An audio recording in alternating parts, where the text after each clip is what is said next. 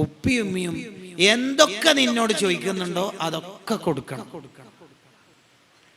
എന്താണോ നിന്നോട് ഉമ്മയും വാപ്പയും ചോദിക്കണത് അത് കൊടുക്കണം.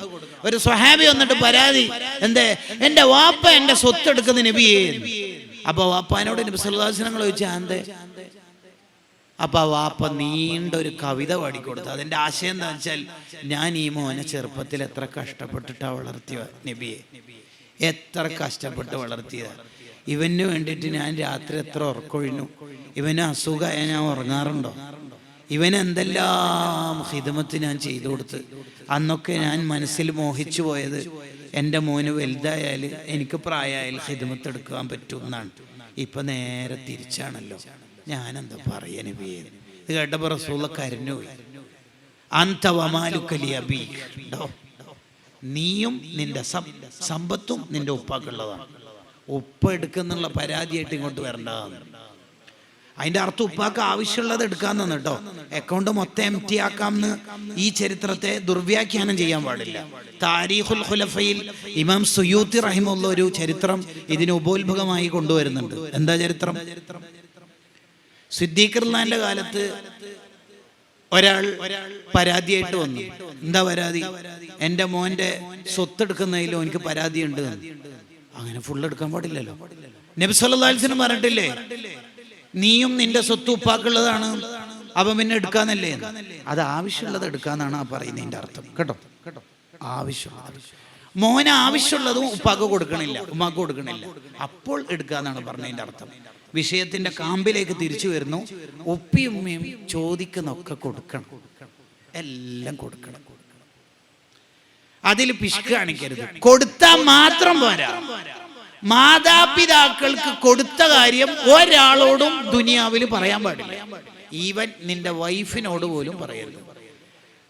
ഫാത്തിമ, ഈ പ്രാവശ്യത്തെ ക്യാഷ് ഞാൻ കുറച്ച് കഴിഞ്ഞിട്ട് അയച്ചു തരാം, കാരണം ഉപ്പാന്റെ ഒരു അയ്യേ ഉപ്പാന്റെ എന്തട കഷ്ടമല്ലേ. നീ ഉപ്പാക്കും ഉമ്മാക്കും മത്സ്യം വാങ്ങിക്കൊടുത്തതും ഫ്രൂട്ട്സ് വാങ്ങിക്കൊടുത്തു നിന്റെ ഭാര്യനോട് പറയാൻ നിന്റെ തലക്കെന്തട തലച്ചോറും നെയ്ച്ചോറും ഇല്ലെങ്കിൽ വെറുംചോറെങ്കിലും വേണ്ടേ? ഇതെന്തൊരു കഷ്ടമാണ്, എന്തൊരു നാണക്കെട് പരിപാടിയാണ്. ഭാര്യനോട് പറയാനോ? എന്നാ പോട്ടെ, കാടുക്കട്ടെ. ഉമ്മാനോട് തന്നെ പറയാൻ പറ്റുമോ? ഉമ്മ എന്താ എന്നോട് ചോദിക്കണത്? ഞാനെന്താ പൈസ ഇടുന്ന് ഖത്തറിന്ന് പിന്നെ പറിക്കണ്ടോ? കഴിഞ്ഞ ആഴ്ചയല്ലേ ഞാൻ 5000 തന്നത്? അങ്ങനെ പറയാൻ പറ്റുമോ? അങ്ങനെയും പറയാൻ പാടില്ല. അയ്യുഹൽ വലദിൽ ഗസാലിമാം പറയുന്നു, പറയരുത്. ഉപ്പാക്കും ഉമ്മാക്കും ചെയ്തു കൊടുത്ത അനുഗ്രഹം പറയൽ അദബ് കേടാണ്, പറയാൻ പാടില്ല. ഒരിക്കലും പറയാൻ പാടില്ല. ഞാൻ ടൗണിൽ നിന്നല്ലേ വരുന്നത്, എന്നേരം തന്നെ പറഞ്ഞൂടെ? ഇനിയിപ്പൊ ആദ്യം വെയിലത്ത് പോകാനോ? ഞാൻ ചോദിച്ചിട്ടില്ല എന്തൊക്കെ വാങ്ങണോ? ഏതാ ഡയലോഗ് മോനെ? ഡേറ്റ് ഉണ്ടെങ്കിൽ സംവാദത്തിന് വിളിക്കണല്ലോ ഉപ്പര. എന്താ കഥ? അങ്ങനെ ഉണ്ടോ ഉമ്മാനോട് ഉപ്പാനോട് പറയല്? പറ്റില്ല, അങ്ങനെ പറയാൻ പാടില്ല, പറയാൻ പറ്റൂല. പെൺകുട്ടികളും പറയരുത്.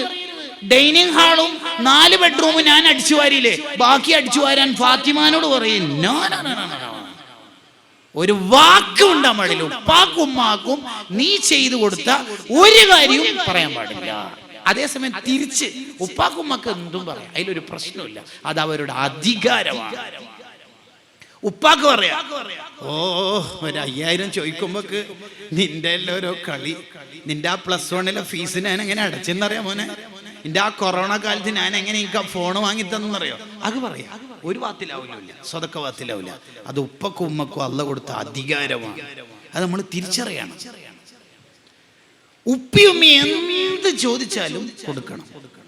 അത് നമുക്ക് ഏറ്റവും വില പിടിപ്പുള്ള ഒരു വാച്ച്, ഒരു ഫോണ്. മോനെ അത് ഉപ്പാക്ക് രസമുണ്ടല്ലോ എന്ന് പറയാൻ കൊടുക്കും. വേറെ വർത്താനൊന്നുമില്ല, വേറെ ഒന്നും ചിന്തിക്കാൻ പാടില്ല.